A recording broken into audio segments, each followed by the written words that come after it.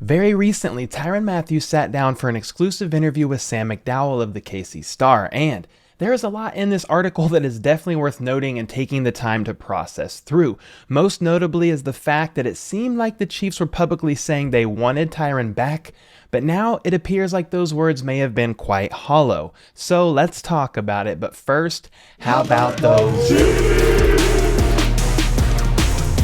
How much of a desire of yours is it to perhaps finish your career in Kansas City? It's probably top of the list. It's been everything I've asked for. I can't see me, ever kind of walking away from that relationship. I'm really just kind of looking forward to, continuing to be a Chief. And just being here the last couple of years, I can't see me wearing any other uniform. So I would like to stay here for sure. We like to think that we're going to find a way to get this done, and he knows we love him, and we know he wants to be here, and I think it's just a timing thing. But there's not a guy in this league I respect as much as him. The guy's special. We love him, and we're certainly going to work our tail off to keep him here. Those plans haven't changed at all. It was something that we discussed with Tyron and his representative in the off season, and we would obviously love to have Tyron back. Not only for his play on the field, but his leadership as well. Ever since I came here, I've just tried to be the right kind of teammate. I've tried to play my part, and I'm hoping it works out. I don't have any control over that. I love this team. I love this locker room. It's a lot of coaches that I have great relationships with, and so I'm hoping, yeah. So yeah, that last clip was immediately after the Chiefs lost to the Bengals in the AFC Championship game, and Tyrann was asked if he wanted to come back and play for Kansas City.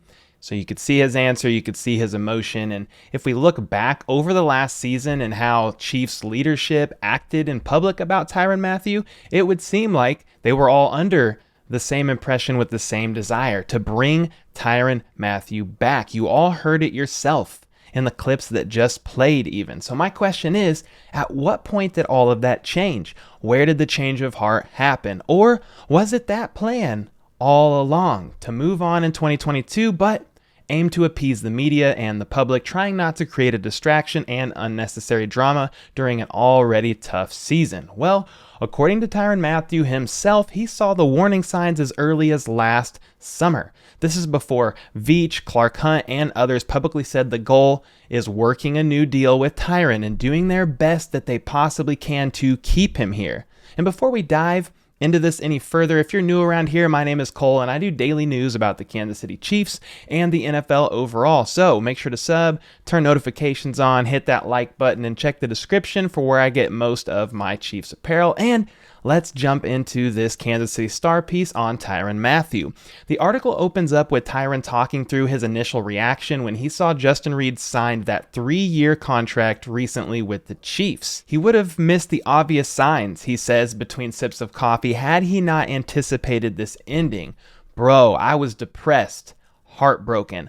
I could not understand it. I could not, man. Apparently, the separation came at the Chiefs' request. Mathieu did not want to leave Kansas City after 3 seasons, the first of which included the Super Bowl trophy he was signed to help the Chiefs hoist when they made him the league's highest paid safety. The Chiefs elected to move on this time, though, not offering 29-year-old Mathieu a new contract and instead giving Reid a 3-year, $31.5 million deal that includes $20 million guaranteed. And from there, he goes on to say this about Justin Reid and his contract. To be honest, if they would have offered me Justin Reid's deal, obviously I would have tried to negotiate, but if that's where they drew their line in the sand, I probably would have took it. He said it again, I probably would have took it. Agents are going to do their thing, but at the end of the day, it's the player's decision whether to sign it or not. Once more, as he shakes his head and twirls his fork through his food, probably would have took it. Now, I guess we will never really know if he would have taken this contract because it seems like it was never actually offered to him. He recently told a fan on Twitter that the Chiefs never approached him with any deal of any kind. Either way, here we are, and it's pretty crazy to me if this is true. The Chiefs never offered him a contract, like nothing at all, no sit-down session to even negotiate and talk through options.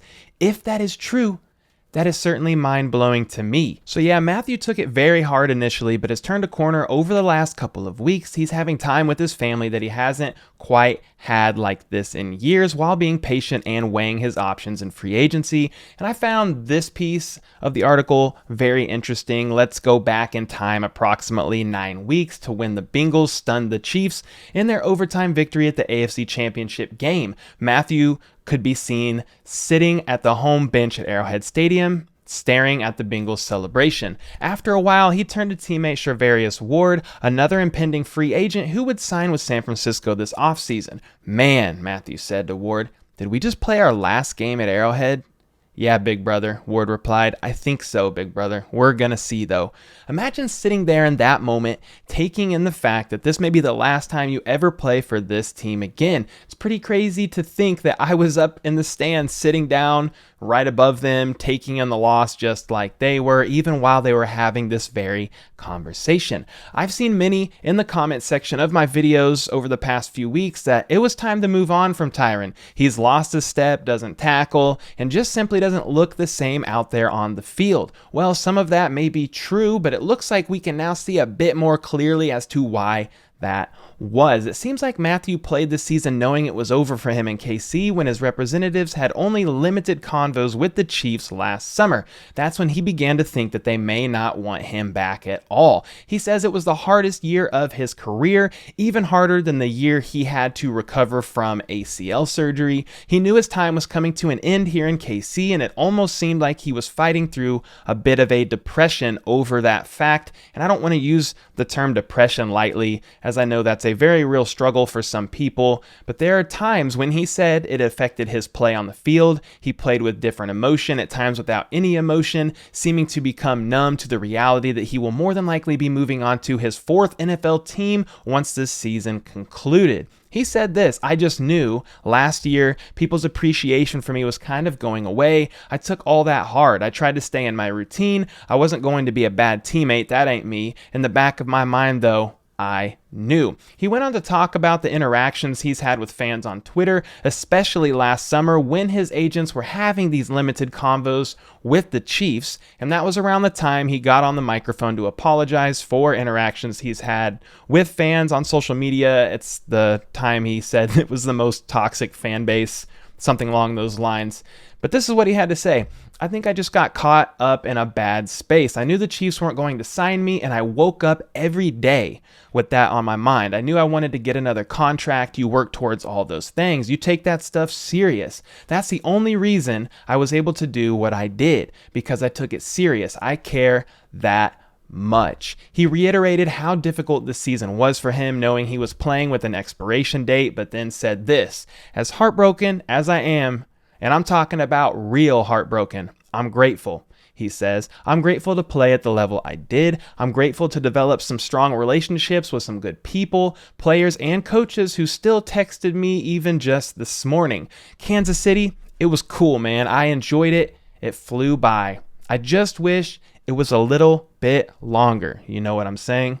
And I'm not going to lie, guys, this was a difficult one to read and process through. I could feel the emotion all throughout it. I do think this article sheds some light on Tyrann's humanity and NFL players' human side in general. Sure, they're getting paid a lot of money, a boatload of money, some of them, but the time they pour into an organization, the hours, the sacrifice, the blood, sweat, tears, injuries, late nights, travel, time away from family, all of that takes a toll on its player. And, you know, when they think they may not even want me back after all that I've done, trying to wrestle through that emotional hurricane, I couldn't even imagine it, honestly. So yeah, this article did a really great job just showing the human side of the player, Tyrann Mathieu. And we will probably, honestly, never hear the Chiefs side of things, but from this interview, it seems to me that the Chiefs were saying one thing to the public, but behind closed doors were thinking/talking differently in regards to bringing Tyrann back. Did they ever even approach Tyrann's agent? Did Tyrann's agent simply shut them down if they weren't willing to meet a certain length or price on the next deal?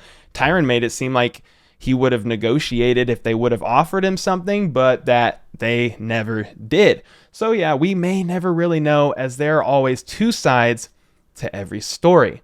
Well, now it appears for sure the Honey Badger era is officially coming to an end, with very little chances of him returning, though he's still technically a free agent, and a new one begins with new safety Justin Reid. Reid will have to again try to fill the void that Mathieu will be leaving behind like he did a few years ago with the Texans.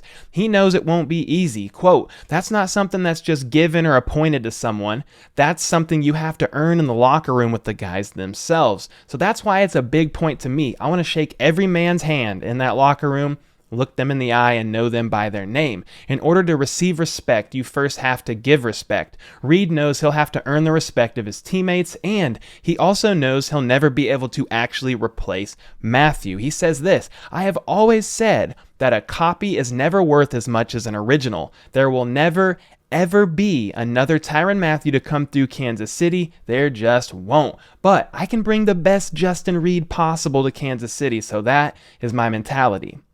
All right, guys, what are your thoughts on all of this? Does this change the way you see Tyrann at all, or at least can you see a bit more clearly his side of things and why he handled the things the way he did, whether you believe he handled it appropriately or not? And then, are you excited for the new Justin Reid era? Give me your honest thoughts on all of this down below. I'm very curious to hear what you all have to say. It's definitely a bittersweet time for me with so many Chiefs players moving on that I've enjoyed so much over the years.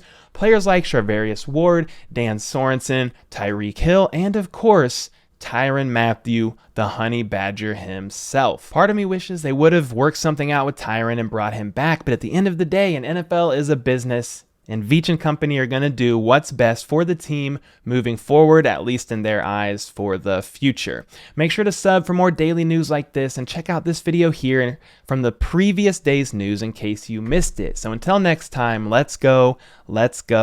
How about those